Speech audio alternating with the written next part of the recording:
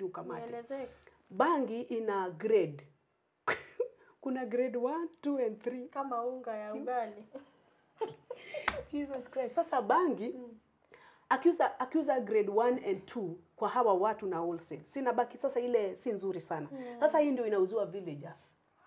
So villagers, they would the bangi was sold at a cheaper price kwa sababu si nikaa kutupa.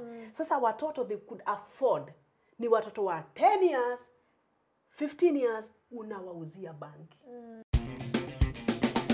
Shine with Njoki Kamanja Kathy. Mambo ya dunia hii yasikusumbue kabisa. Bwana Yesu aliyekumba, mwachie yeye atakushughulikia. Mambo ya dunia ilikuwa imekupiga. Ndio uimbe. Jesus Christ. Mambo gani? Mambo ya dunia ni mengi. Lakini sijui nikuite Beatrice ama Kamwari, mimi sijui tuanze wapi. Ile utatembea nayo mimi niko na wewe. Mambo ya dunia. Yani me and you. It's really personal. It's personal kwa sababu mimi ushindwa kukuita jina lingine. Lile jina mimi ninalolifahamu Kamwari. Asante. Acha tu introduce you. Thank you. Hi guys, this is Shine with Njoki Kamanja Kathy. As you can see, I'm with my mama, Zimama. Yani huyu ndo tunacheka, yani show tutacheka, itabidi mtu same. So thank you so much, share with your friend, like, subscribe. Yani imagine kuna mtu anawatch na haja subscribe. No, you need to subscribe my dear. Kwa nini wananitesa? You need musitese huyu mtoto. Hapana, fanya hivyo, enda pale subscribe. Yes. Yeah. Thank you so much because I know you're going to subscribe. So, now I want you to introduce yourself. Kabla tuingie kwa story ya mambo ya dunia. Yeah, sure. My name is Rosemary Njage. I am a mother. I'm married, a mother of 3, of course. I'm married. And I come from Meru. Born and raised in Meru. So I've lived part of my life, like half of my life in Meru. So I just came to Nairobi to look for green pastures, and life wasn't that good, you know, the way ukosha go. It's like, oh, people, we are going to Nairobi, mahali kuna stima, you know. Nairobi ilikuwa US. US, London, maisha London. Wow. Unajua ukitaja Meru, there's a part of me that is really Meru. I don't want to laugh. There's a part of me that jumps because hiyo jina ndio inanitafutianga pesa huko nje. Ninajua wewe ni Mumeru. Hiyo sijasahau. Ninajua sana na ndio maana unaona tulipatana. Asante, nashukuru Mungu for reconnection. My God. Amen. So now, tell us, mambo ya dunia. Umeanza pale Meru. Yes. Umezaliwa. Yes. How was life pale Meru? Life was like, I grew up like any other normal child. But of course, there were hardships, like you see the setup, the village setup. Yeah. It's where you grow with, it's a community growth where every child belongs to every person. So I remember, like, if I happen to do any mistake, I'm not waiting for my dad to. Yes, jirani. You know, it was a community growth where every person, I mean, every parent was a parent to any of the kids, you know. And it wasn't easy because I grew up in a very, very, do I say, a weird village where, what is it called, brewing pombe, alcohol was like the norm of the day. And apart from that, there was this thing of marijuana selling in Meru. My friend, you don't want to go there. Anyway, let me try to break it down for you. Break it down. Let me tell you, Kamwari.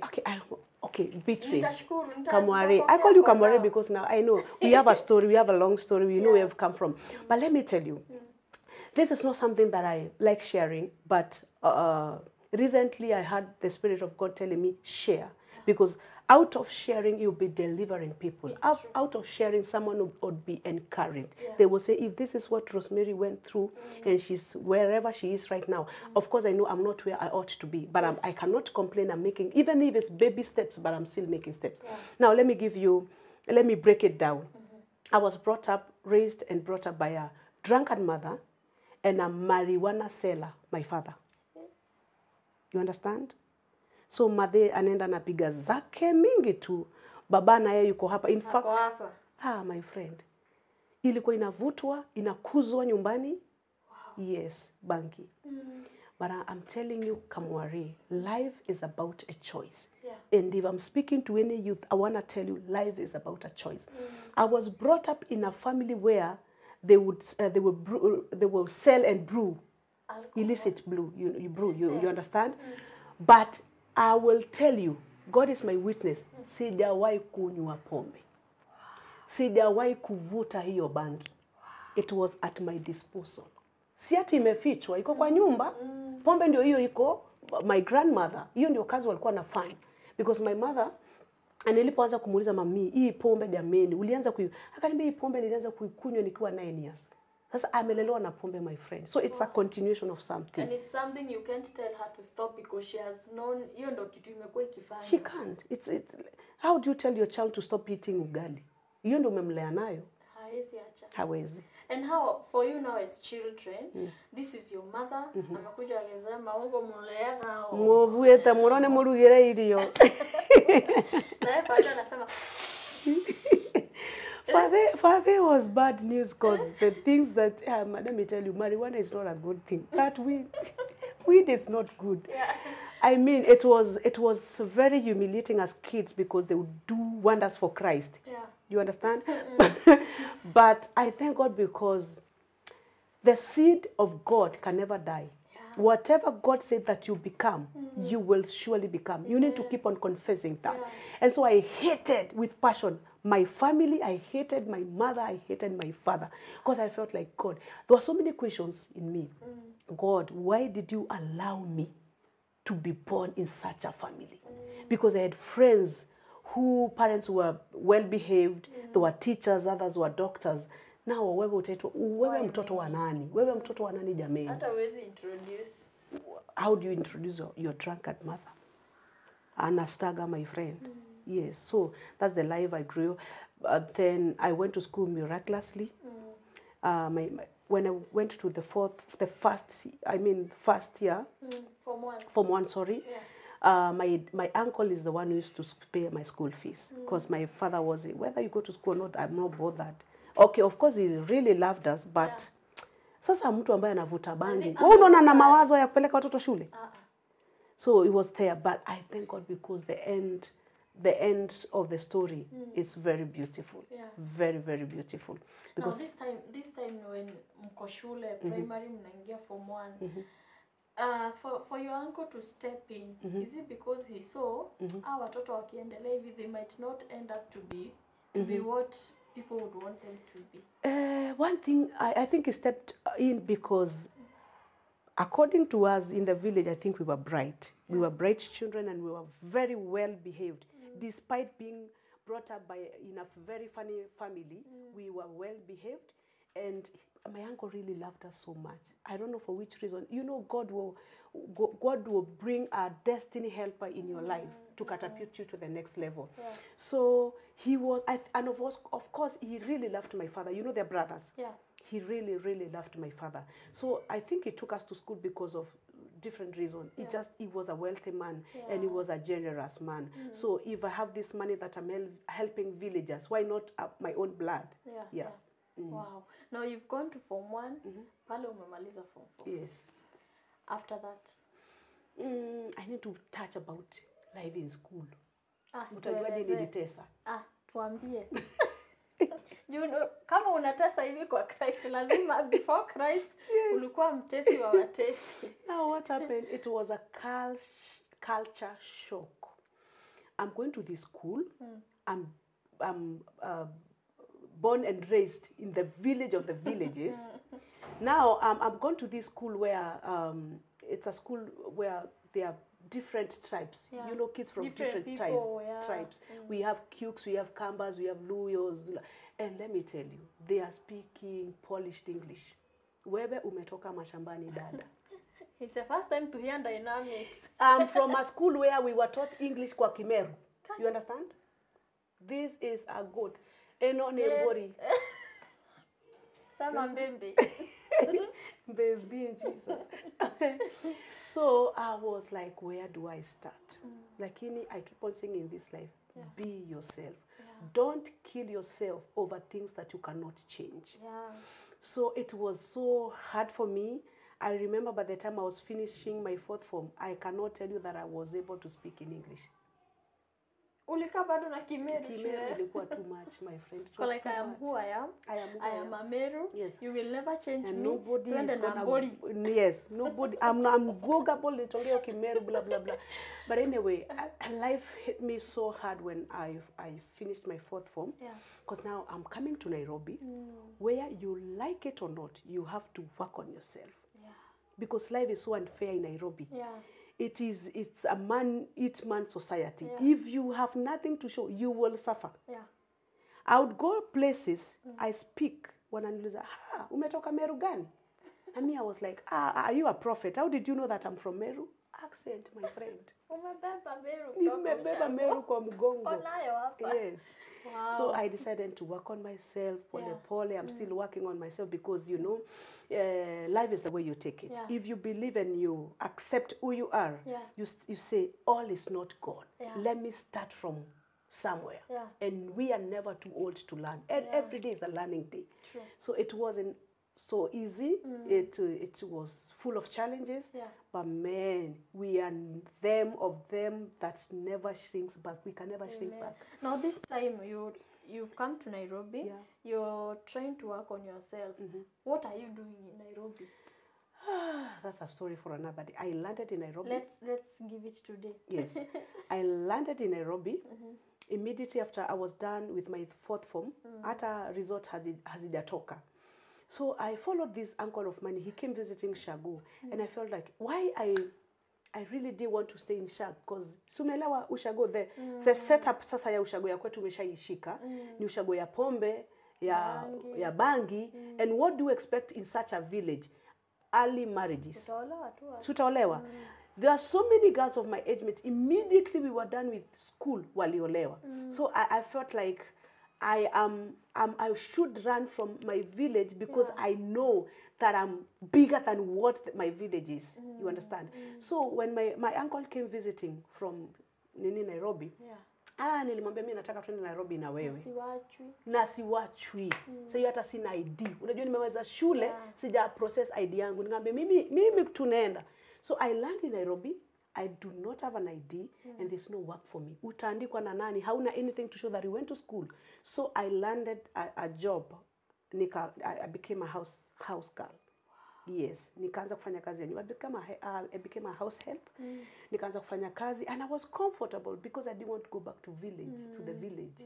So I worked there. Of course, life was so hard. There was so many hardship, my friend. I remember I worked in one house 5 months. I wasn't paid. Miezi 5 ikenda chini ya maji hivyo. Na unaambiwa nini? After every end of the month, hatuna pesa, sijui tutakulipa mwezi ujao. Stories after stories, and you know they took advantage of me because I do not have an ID. I do not know Nairobi. Wewe sijui kama wewe unajua stories za Nairobi, my friend. Ni ile ushafika Nairobi, Wameru wote tukifika Nairobi ni tea room. Hapo ndio tunajua. Pale tea room. So they know that sijui Nairobi, hata nikiamua kwenda nyumbani utapitia njia gani, hauelewi. Then I don't have even fare to take me home. So they knew I was so naive. So huyu hamna mahali anaenda. Yes, for 5 months. Sasa umetoka huko. So the good thing is my cousin alikuwa nafahamu nimeandikwa wapi. So she kept on visiting once in a while. So kuna siku alikuja ngamia, my friend, huku nitaoza. They are not paying me. At times mateso, at times hupewi chakula na unachiwa katoto, my friend. It was, yes. Please explain what kind of hardships you went through in those 5 months na hata haulipi. Kama wariwacha nikwambie, mimi nikijiangalia hivi nasema, there is no person we supposed to say ya kwamba kesho yako haitakuwa nzuri. Because I think kwa sababu ni maisha siko nimezoea, Meru kwetu hakuna shida ya chakula. Tunaweza kuwa na shida mingi sana, but food it's at our disposal, my friend. Unapita hivyo na kiamu, unapita hivyo na so I'm here where asubuhi tumekula wamekula vizuri, lakini nimepewa ka slice na hiyo story mmaliza. I will tell you, God is my witness. Nilikuwa naachiwa chakula nipikie mtoto, you know, the mashed whatever. Lakini I have nothing to take lunch time because niko peke yangu na mtoto, mama na baba, because alikuwa mtoto mmoja so the owners of the house, they are not there, but hakuna kitu nimeachiwa cha lunch, unaelewa. And I was so faithful. Hii chakula ya mtoto sili, nitampea tu. Una fast changu bila maombi. Kile kifanya nikatoka kwa hiyo nyumba, I developed some complications with my chest complications because I think baridi iliniingia sana, because I would wake up very early in the morning, kuosha hizo nguo asubuhi, blah blah blah. Then kanza could develop complication, I started coughing blood. Yes. So naambia mama, jameni, nikinama hivi naanza cough blood. Nikamwambia nina hii shida jameni, naona tu. Akaniambia okay, kama kuinama ndio inafanya una cough blood na bleed. I was really nose bleeding. Nikamwambia sasa fanya hivi, utachukua stool uoshe nguo kama umeweka. Hata akwambia kupeleke hospitali. My friend, I was like dying. So when my cousin came visiting, mimi nikamwambia hizo stories zangu, ngambia hapa nitaoza. So akaniambia usiwe na shaka, nitafanya hivi, nitakutorosha. That's how I ended up going to another house. So that was umoja 2. Then nikaenda mpaka Kahawa West. So I started living with my cousin. Of course nikaenda akanitafutia kazi nyingine ya nyumba ambayo nilikaa I think like a month. Then my elder sister akasikia story vile ninateseka nini. She was not well up in Nairobi. She was also hosted. So there was no way she gonna take me, because huwezi chukua mtu kamkalisha kwa nyumba ya mtu, you know. So she talked with one of the pastors. Her pastor was a lady. She was called Pastor Esther. Akamwongelesha, akamwambia, I have a sister here in Nairobi anateseka, unaweza muandika? Akasema yes, anaweza kuja kufanya kazi ya nyumba kwangu. Now that was my turning point, because niliingia kwa nyumba ya pastor ambaye she took me like her own daughter. That is where she nurtured me. Yes, I was a house help, but trust me, nilikuwa najihisi ni kama niko mtoto wake kabisa. Niliishi na huyo mama sijui miaka 2, but let me tell you, that was my turning point. Yes. Wow. Sasa there came a point tena umekuwa mwalimu. Now wakati nilikuwa nafanya kazi kwa huyu mama, kuna vitu, let me tell you, it's always good to have someone who has a discerning spirit. She would discern that huyu si mjakazi tu. Kuna vitu mingi sana ambazo ziko kwa maisha yake, and she wanted to nurture me and bring out the Rosemary. You see, sitaki niingia kwa mahubiri, lakini there's a verse in the Bible where the Bible says Harold, who is this? And you sang about it. You sang about it. Go ye to the house and bring out the harlot. Yes. There's this harlot, and who was this? There were the 2 spices. Yeah. They were told by God, go into the harlot house. Yeah. And bring out a woman. So in a harlot, yes, in Joshua, is it Joshua? Joshua chapter 2, my God. Yes. I hope I'm saying the right thing, because internet never forgets. So in the harlot, there was a woman. Yeah. You understand? Joshua, every other person was seeing a harlot, but Joshua was seeing differently. He was seeing a woman. So this woman, the pastor that I was living with her, every other person was seeing a house girl, a house help, but she saw something bigger than a house, and she was pulling it out of me. So when I worked for her, because of course as I was doing the house chores, I would sing a lot. Ni mimi nilikuwa hapa kule naimba. Then she realized this girl is talented. She sat me down one day. Akaanza kuniuliza habari za kwangu kule nimetoka, what do I want to become in life. After I stayed in a house for 2 years, guess what? She took me to school. Wow. Alinipeleka shule. Unataka kwenda shule gani? Nikamwambia mimi I've always dreamed to become a teacher. Nataka tu kuwa mwalimu. Nataka kuwa mwalimu. She took me to school, Nairobi Teachers Training College. Nikasoma, nikamaliza, kumaliza bado nakaa kwake. Ndio hiyo akaongea na rafiki yake ambaye alikuwa na shule fulani hapo. I became a teacher. Hata you know vile you don't hustle, umemaliza tu hivi umeingia. I started teaching. Nimeanza kufunza. That's how I became a teacher. Wacha sasa tuongelee uimbaji juu hapa ndipo tulikutanisha. Yes. Mungu alitukushanisha Hapa kwa kwa njia ya uimbaji. maajabu. Yes. So now you've started singing. How did you start singing? When I was in that mama's house, the Pastor Esther, she really exposed me. Because remember, she has a church. Yeah. As a house help. But every Sunday when we go to church, she encouraged me to join the church choir. So I joined the church choir. So I would sing. Though your church choir ilikuwa na ubabi. You are a house girl, my friend. Wani watu wanapaki magari zao hapa. Wana uniform Sunday, my friend. Sina. But pole tu. I had to adjust. Yeah. Hii maisha, life is hard, my friend. Adjust and run with it. Unaelewa. So from now choir, I advanced and then nika join the praise and worship. Hivyo nikaanza backing them up. Siku nyingine nikajikuta ninaimba. And that's now my conference grew day after day. And then I realized, man, you can do this thing. You can sing. And back then, let me take you back a while. When I was in school, I was a very good singer. In fact, sikutaja mambo mengi sana ya shule, but I remember when I was nilitesa sana form 1 and 2, but when I got form 3, I gave my life to Christ. So when I gave my life Form 1 and 2 nilitesa. Dunda. Nilikuwa muziki in the other world. Unajua ile muziki ya DH. Sasa mimi nilikuwa I was the one opening the floor. What? Let me something came I over. would love to see you. Mimi ndo nikusema, mimi nilikuwa na open the I had moves, man. You don't want no God. Niambia ati nimetoka Meru, I got moves. I got moves. What are you smiling, God? What are you singing now? Hey, I have got the moves. Anyway, and then something came over me when I was informed to Rosemary. You see, peer pressure is bad. Yeah. I'm working with this bunch of girls who have parents are very wealthy, you know. Whether you make it in school or not, at least you know that utawekewa kaduka pale, utafunguliwa biashara. And then something came over me. Where you are a child of a drunkard and a marijuana seller, my friend. Ukimaliza hii shule tenda wapi? If I don't put some effort in my school, you know, academics, I'm done. Nimeisha. I'm nothing. Achana hao watoto. So I decided, no, I cannot live this life. I do not want to live this fake life. Because you see in secondary school, people live a life that is not theirs. We fake life. You know now. Tuulize. Mulikuwa hapo sindio? Tunaambia sisi ni wa Nairobi. Nairobi, ulisikia wapi? Ulisikia wapi? I'm telling you. I'm tired of faking this life. I think I'm so empty. You know the way you smile to people and laugh, but at night you cry. I was so void and empty. I said, no, this is not my life. So I decided to give my life to Christ when I was in I think third form. Form 3. I don't get why. Ninaongea kama mtu ameenda university. Ni sawa, tuna third form.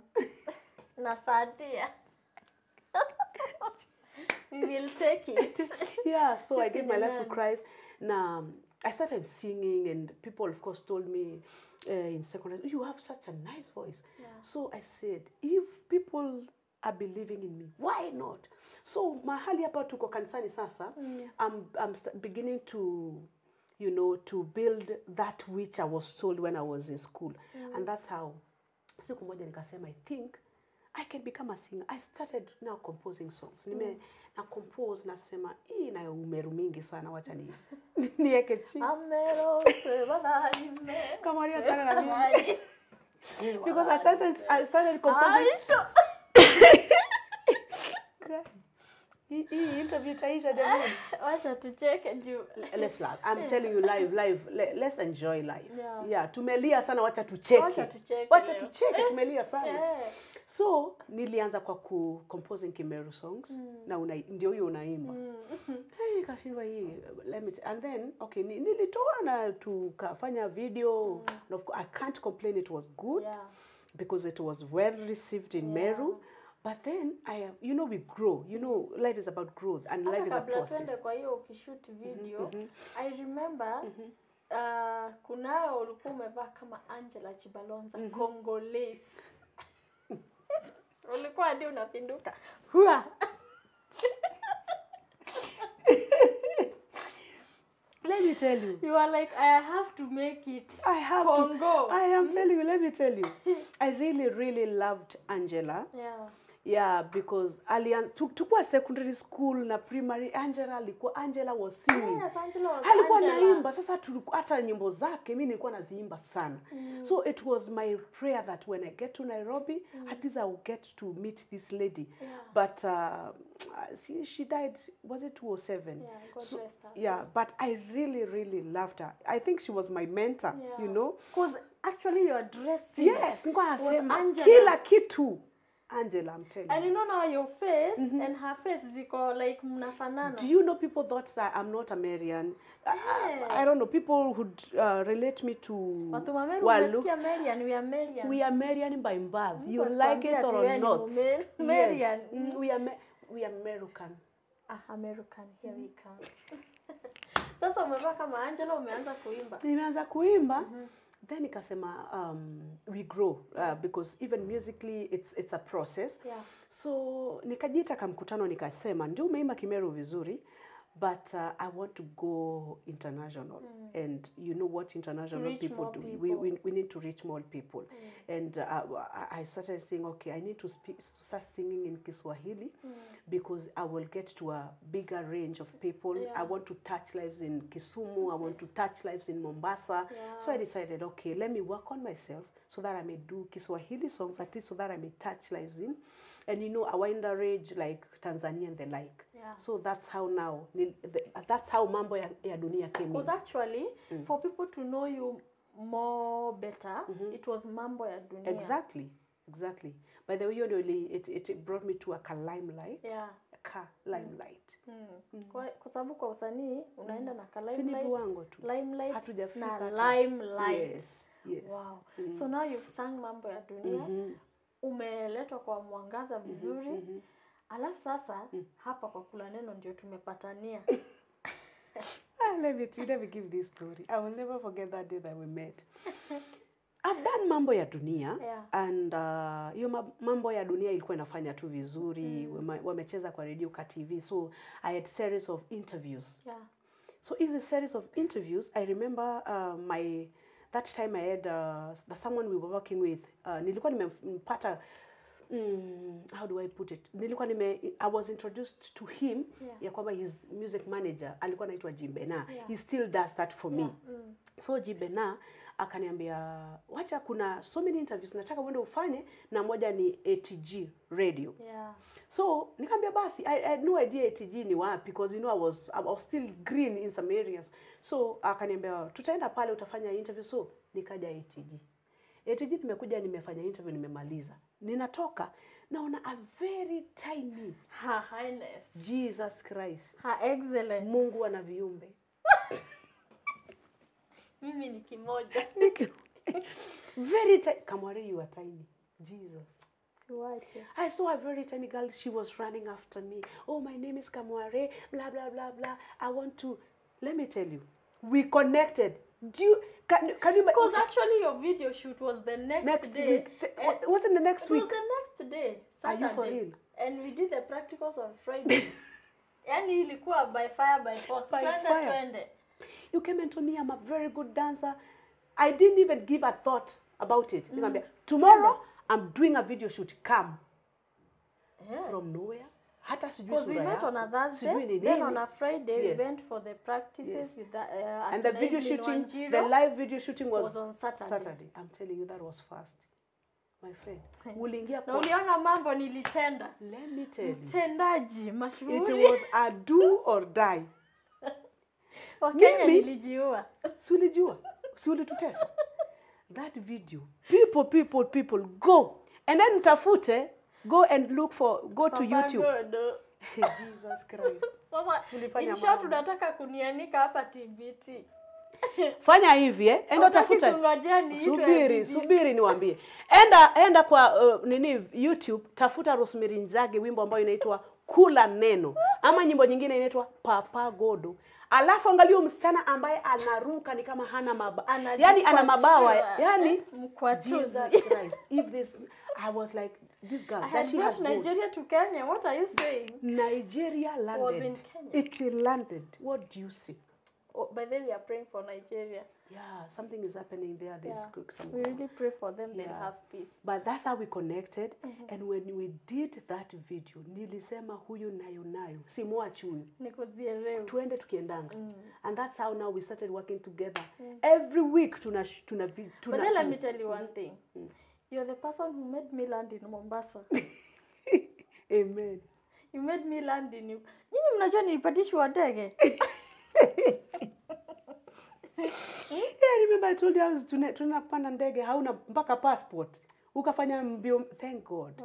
I'm telling you it was good. Ushapiga simu ukaambia mzazi ndio tumeingia ndege. Karibu mwambie tuko hapa 115 kilometers away from there. Come on, I'm telling you have done wonders for Christ. The things, and you remember the story about the Safaricom? Yaani ilikuwa karibu naambia mzazi ndio tumeingia ndege. Kumbe sikujua ukifika huko juu inaenda flight mode. Sasa niambie mzazi tuko wapi? Kamwari wacha kunjiaibisha. Wacha kuaibisha wa Meru. Wewe watu wajue nilichukua passport. Yaani mimi nikaenda nikapanda ndege nikapaa angani. I'm telling you. Wajua nilikuwa naisomea kwa shule. Kupaa angani. nika get practical. Yes. I mean nimepanda mandege huku courtesy of Rosemary Njage. Msimuone hapa. You never failed me. Alafu nikafanya ile kitu nikiwa karibu kwenda US but ni sawa story for another day. Sitoboy your serious but juisho nitaizima. Hey, this show is fire for fire. My God. Aya, this is my daughter. I'm telling you. I really wanted to have this show is cause like that time we would perform in crusades. Tunalipwa na baraka. Kabisa. Dada zetu mmetubariki. Umetutoa kutoka anga ya chini. Mumeleta uwepo wa Mungu. Barikiweni. Watu wameponya, barikiweni. I'm telling you. Mwefea. Moruteku. Lakini, let me tell you, see those words the pastors tell you. They do not know it's something they have planted and it surely comes to manifest. Kamwari, I like the psych that you had. Let me tell you. Do you know I used to eat ngumu na koko alafu naenda crusade na ichapa yenyewe. No wonder ulikuwa umetoshana hivyo. Bones for bones. I will never forget one day. Yeah. Kweli tumejichocha. Lazima Mungu angetubariki. Amen. Tulikuwa tunaenda kuimba Githurai. There was a church we were going to minister in Githurai. Tumeenda tumeimba. The good thing I liked about you, whether pastors watatubariki or not, we knew lazima tupate pesa. Sababu Kamwari atasimama hivi, atoe wazimu zake tuimbe.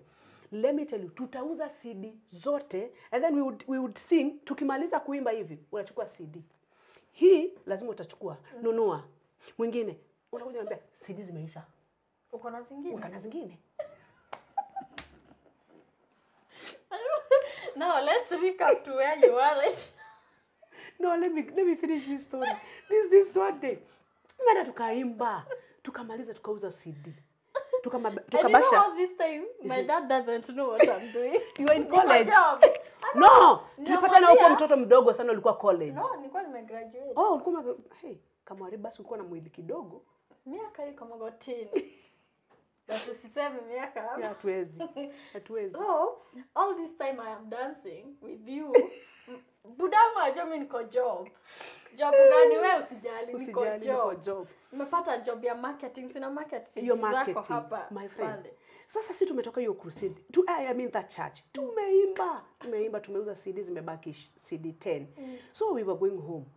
Tunapoenda nyumbani kufika tu mahali cause tulikuwa kwa gari. Yeah. Tukienda nyumbani tukakuta kikrusedi mahali. Nikamwambia Kamwari shuka. Shuka twende. Shuka. Nikaenda tukasema hii crusade tutaimba. Hatujaalikwa, watu watufahamu, tukajialika. Tukaenda tukasema we are singers. Sisi tunaomba tuimbe. My friend, tulifuruga. Crusade ikawa sasa ni yetu. Tulifanya vumbi. Alafu unajua there is power. You know, people shouting. Watu wakianza kusema, hey, unaweka. Nakwambia my dear. The things we've done, Mungu asante. Jesus. Nani alinileta huko? But we thank God because let me tell you. one, you know, hiyo kazi sasa tulikuwa tunafanya, especially in a way because you were a very young girl, Yeah. you kept yourself busy in the things of God. Kwa hivyo haukujaribu, you never wasted you. Mm. Because anything that you do in Christ never got wasted. From there you got your confidence. Yeah. From there you went to nations. Hapo ndio ulipata mpaka nini, zinaitwa nini, passport zako za kwenda. Yeah. Hapo ndio hata kamshikaji kalikuja. Kakanesfanya sana. Kaka kuangalia, kakasema akuja utadansia kwangu. Utakuwa unadansia kwa nyumba. Ndio mimi huyu. Kiuno inaenda lakini sio sana. Yeah. So we thank God. It came with very beautiful things. Yeah. Thank you so much. Now, let's talk about where you are right now, because I understand you are not only doing music. Yeah. You hata hii season ya COVID umetumia ile ualimu ukafunza watoto. Now I understand you are even doing ministry. Yes, let's now talk about where you are. Let's talk about we have to talk about the one and only Sir Honorable Your His father. Excellency, my father, Mr. Duncan Otoma. Yes. Mumasai ambao wanaambiwa sio watu, lakini yeye ni mtu. Yeye ni mtu. Tuongelelee marriage. Yeah, that Masai is a real gentleman. Yeah. He has allowed me to become. Wow. Unaelewa? Because he doesn't feel threatened. He allows me to go do ministry. I remember when my kids were very small, I would leave them in their care. And mimi naenda zangu kuimba. So he has contributed so much. How did you meet? Katika hizi pilika za kuimba. Singing is good. Unaona kujichocha, my friend. Let me give a story on how we met. There's one Pastor Musyoka, you know him. Yeah. Now we used to minister with Pastor Musyoka when I was, in fact, he's the one who has introduced me to ministry, you know, evangelism and singing. So this one day we went to, I was going to sing and Amy was going to preach in a certain church in Kahawa West. So when we went there, of course we were invited by a pastor there. When we went there, I did my thing. I sang like kawaida. Na kuruka kule kwetu, unajiachilia tu, unasema maisha iko sawa na Yesu. So as I was dancing, hey, kuna Masai inasema huyu anakaa kama ni wa kwetu. Hii kuruka hii ni kama ni ya kwetu. Anasikia inamuita. Anaweza kuja turuke pamoja. Ni kama inamuita. Now in that crusade, that's where we met with my husband. And people said the rest is history. And you are a very nice couple. I love the way you have blended. And I love the fact that at wamekuita US, you just come in. Tabaki Me tu and na the watoto. children, we are fine. I'm telling you. And that is what Kamwari, what I will tell people here, success is not the much money you have in the account. Success is not the fleet of cars. Success has everything to do with peace of mind. When you find peace, you are a successful person. And one thing I thank God about my family, it's God gave me the very best, that I'm able to pull out. My husband pulled out Rosemary. Yeah. Go and do ministry. So I thank God because I have the peace of mind. Yeah. I know I have a backup, a very strong backup in terms of my husband and my, of course, my children. They appreciate what I do. Yeah. So musically, let me say, apart from singing, we started a ministry. It's called Royal Worship Experience Ministries. Yeah. We started how many years now? 7 years ago. Yeah, 7 years ago, because we started when our last born was born, 7 years ago. And this is not a church. It is a ministry where we do keshas, because we realized in churches they have limited time of worship. So this is a worship night where you come lay prostrate before the Lord, and there is nothing else but worshiping God. This is now what we do as a family, but of course we are under our bishop, Othniel Mwabili, and apart from that, I do so many things. I preach. I'm a preacher woman, but I'm not opening church anytime soon because people think, singers will end up becoming pastors. No, I want to say categorically, I preach, but I'm not a pastor. And another thing, of course, recently when Corona came in, I didn't know that I have so much in me. Nikaanza sasa tunakomesha umbea dada. Sasa that's my newest project and it's doing very well. Very well. Oh my God. And you know, when I was in school, I was a very good actress. But let me say this because it will help someone. When I gave my life to Christ, there are things that I held back because of the way the society will take you. So I am a preacher woman. I am a singer. So this thing of komesha umbea, because it's, you know, when you see the way I act, you might think, is this lady really born again? So there was this thing in me that was telling me, Rosemary, don't do this. People will perceive or take you differently. People will think like you're diverting from salvation. But I told myself, excuse me. Whether you do it or not, people will talk. Whatever God has deposited in you, let it come out. And then, you know, when we go to heaven, he tell you, I gave you 5 talents. Yes. What did you do with this one? Yes. People fear what people will say. I say, no, I'm going to run with this because I know it is within me. I can do it. I can pull it very well. Let me run with it. So right now I'm doing komesha umbea. Kanisani, watu wana umbea. Watu tutakomesha. They have really judged each other. Wao ndo wako na vitabu za uhai. Yes. Wewe utaenda kwa shetani pitia hii. Ngoja ukoka vizuri. Pita hii. Ulisikia akisema alishinda akituringia ati amekuja na nguo, ndio maana kila wakati anaenda msalani anarudi after 2 minutes anarudi. Kumbe huyu ana shida jamani. Ni mgonjwa but ni umbea. So now I want you to give us the latest song. Yes. Subira. Yes. Tuimbie kidogo. Amen. Na si niseme kidogo kuhusu Subira. Sema. This song is it's a rendition. Huu wimbo nilitunga kitambo sana. It's one of the first songs that I did, but I've just done a rendition, and I want to explain how this song came about. Subira ni God has been so patient, and this is a song that I did because of my upbringing and where I've come from, because hapo awali nimewambia babangu alikuwa ni kuuza bangi, mamangu alikuwa mlevi, na in the village wale watu ambao walikuwa wanauzua bangi ni people from different tribes. They would come to our, hapo Wajaluo walikuwa nakuja wakisi, si ni wholesaler baba. Sasa ndio alikuwa anauza hiyo.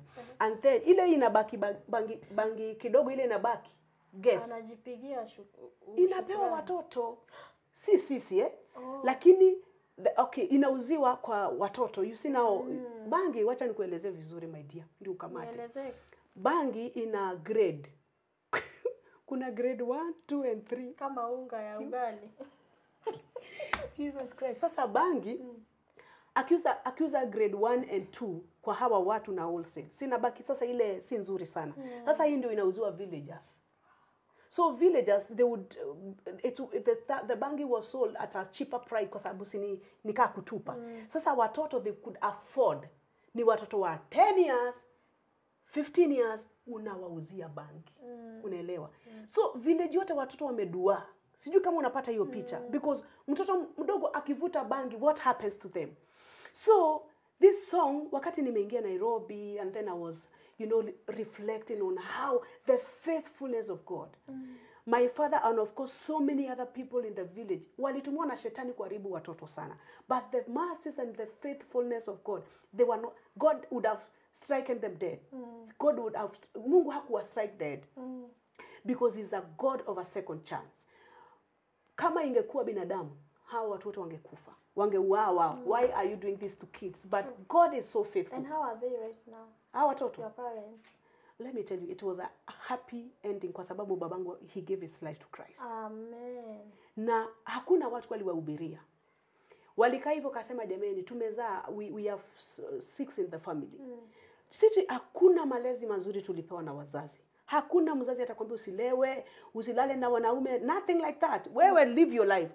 But let me tell you, I started by saying life is a choice. Sisi wote tumekuja Nairobi, tumeokoka, tumemtumikia Mungu, tumeolewa ndoa safi sisi wote. Babangu aliangalia akasema, I have nothing to brag about this. It has not taken my hand. Nimelea watoto vibaya, lakini Mungu kwa njia zake tu akasema, no, I have nothing to do. I have to give my life to Christ. Sisi ndio tulihubiria wazazi wetu kwa matendo yetu. Matendo. Yes. Now that's how the song came.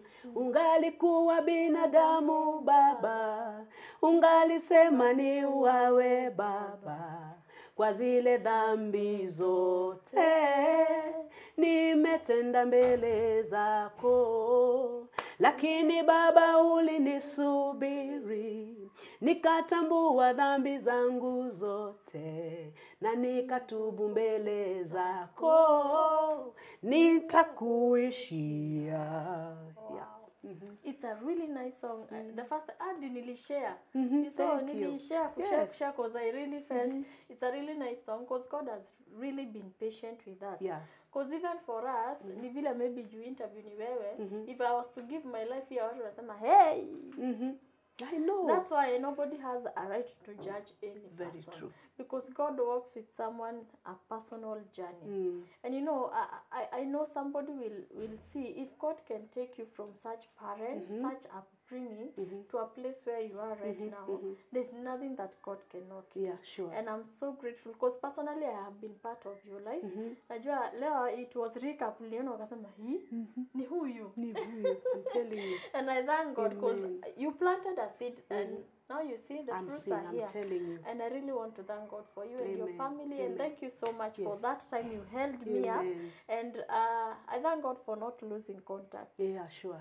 I want Very to say true. one thing.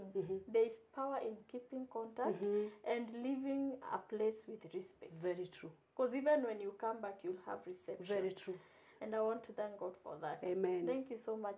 Even for your family. Yes. Kwa kunikubali mimi nilikuwa na Mtoto land jamani. Kikuyu pale. I'm telling na you. land waambia nataka kulala mimi. Yes. nakuja huko. Njoo. Kama wale njoo tulale. Thank you so much. That is the story of Rosemary Njage. So you can look for her on Facebook, Rosemary Njage, Instagram, Rosemary Njage, pale YouTube, Rosemary Njage. She Yes. has amazing content. Yes. Apart from singing, she does that commercial umbea.